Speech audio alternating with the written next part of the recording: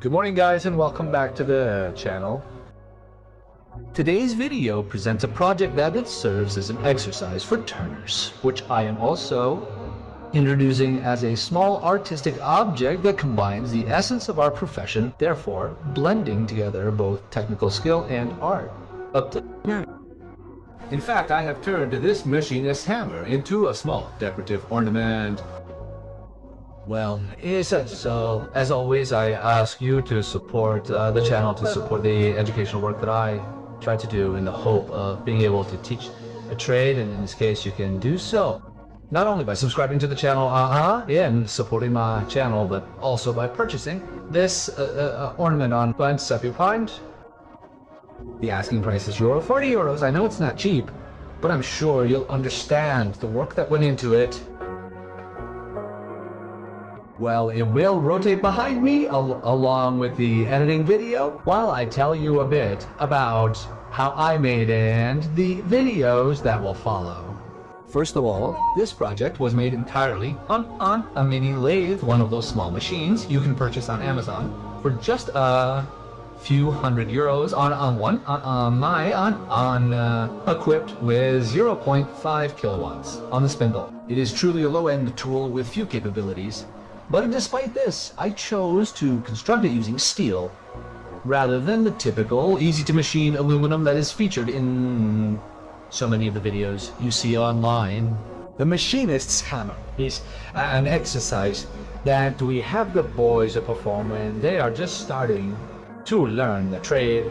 I chose to craft it using steel, and not just any kind of steel at that. Almost all these pieces are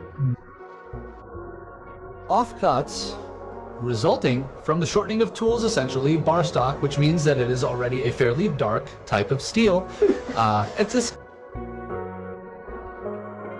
My advice, should you wish to replicate it, is not to draw it out, but rather to construct it in your mind and utilize your own imagination to extract all necessary measurements down.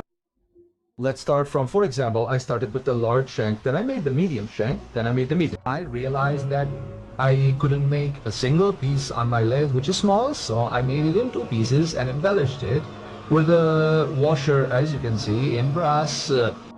And then I didn't like the clean separation in this area, consequently, I made another spacer in brass. Yeah. Then, of course, I also went ahead and made the two rivets out of brass, Then I got carried away, and with the 3D printer, I also made a nice little support to turn it into a decorative object. Basically, even if I don't sell it, it will still be a nice decorative object to leave in my office. I like it, and I recommend that you do too. And that's also the reason why I recommend that you buy a small lathe, because with a small lathe, you really learn a lot. For example, I, who am accustomed to working on a certain size with 30-40 kilowatts on a spindle, have found myself facing challenges I am no longer accustomed to encountering. Because the machines I now utilize are much more robust and significantly more stable, I have also been forced to seek out alternative solutions to address these specific situations and complete my work properly. And then I polish the entire thing, and in the upcoming videos I will first provide a comprehensive, accelerated collection of all the processes, at least those I was able to film, and subsequently I have broken down the various steps there for low shank, high shank, spacers, rivets, and the head. So yes, you will see a number of videos on my channel related to this project that will run in parallel with more technical content featuring tutorials and explanations, which I hope will be able to capture and hold your continued interest. I thank you all for having been with me, and I hope that you too may come to appreciate the combination of a little artistic flair with our specific working technique issue.